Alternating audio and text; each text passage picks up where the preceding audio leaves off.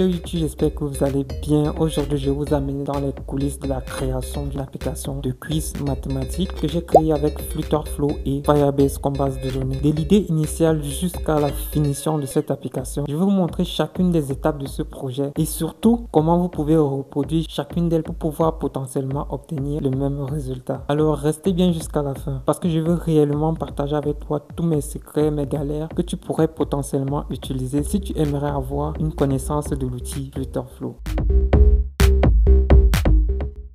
L'idée m'est venue lors d'un déplacement où je m'ennuyais franchement à mort.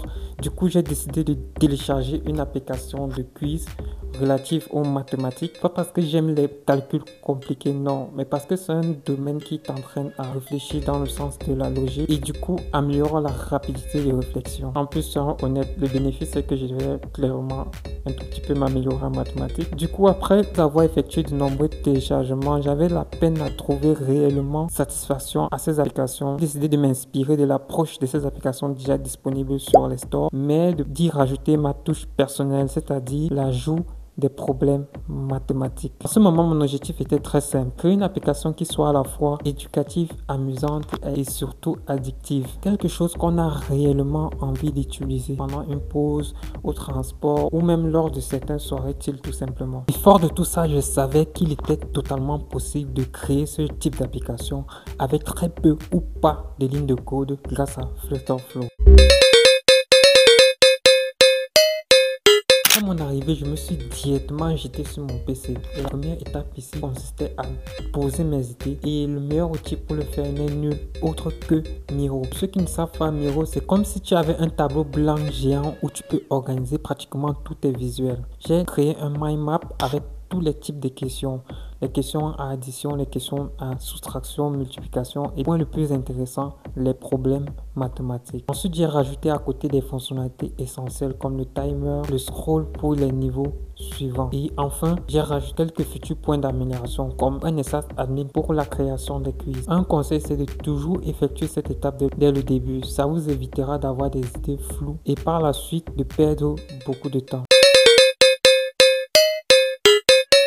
Une fois mes idées posées, j'ai directement voulu passer à la partie design pour avoir une idée précise de la palette de couleurs ou de la fonte que je vais devoir utiliser. Du coup, vu que je n'avais pas le temps de travailler avec Figma, j'ai pris la décision d'utiliser Pinterest. Pour ceux qui ne savent pas, Pinterest est un site où il y a de nombreuses photos et illustrations de projets qui peuvent potentiellement vous inspirer lorsque vous débutez. Il y a ce type de design qui m'a beaucoup intéressé. Du coup, j'ai prolongé mes recherches et je suis passé à Dribbble. Sur Dribbble, je me suis retrouvé face à un type de design qui me parlait vraiment. Du coup, j'ai décidé de partir sur cette base de couleurs simple, minimaliste, mais qui pourrait faire le travail.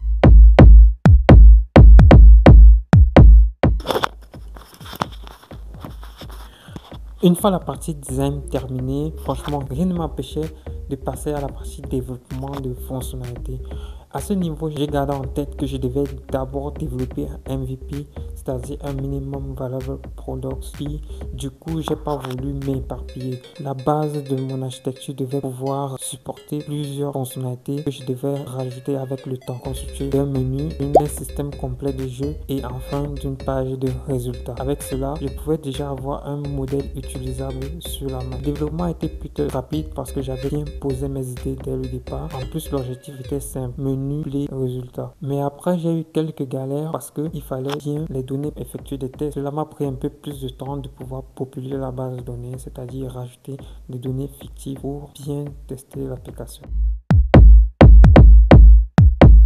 Comme je vous ai précisé tout au début, j'ai voulu aller plus loin qu'une simple application de quiz mathématique, mais pouvoir rajouter aussi des problèmes mathématiques. J'ai juste suivi la même logique que j'avais implémentée sur les simples quiz, sauf que à la place d'afficher des opérations mathématiques, je vais plutôt afficher un tableau avec les problèmes et les options de réponse en bas. Cela a été très facile parce que tout s'est joué à une variable liée justement au menu.